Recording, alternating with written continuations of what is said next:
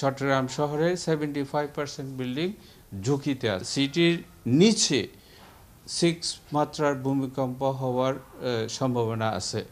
এখানে আমাদের যেখানে টানেল হয়েছে তার নিচে একটা ফল্ট আছে, মাইনর ফল্ট, যেখান থেকে 6.5 রেক্টার স্কেলের ভূমিকম্প সৃষ্টি হতে পারে।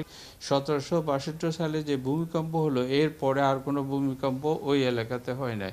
আমরা এক্সপেক্ট করতেছি এই যে কোনো মুহূর্তে এই ভূমিকম্প ওখান থেকে সৃষ্টি হবে। এরপরে প্রতিটা শহরে চট্টগ্রাম সিটির নিচে 6 মাত্রার ভূমিকম্প হওয়ার সম্ভাবনা আছে।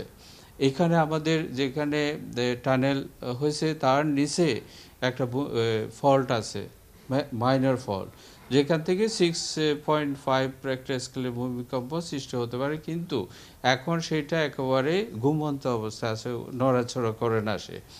এ হচ্ছে ভূমিকম্পের উৎস। এখন চট্টগ্রাম সিটি কর্পোরেশন এরিয়া যে 41টা ওয়ার্ডের উপরে একেবারে জাপানের ইউনিভার্সিটি, আমাদের Bangladesh university, ministry of disaster এবং সিডিএমপি সবাই মিলে গবেষণা করে দেখছে যে চট্টগ্রাম শহরের 75% বিল্ডিং ঝুঁকিতে আছে।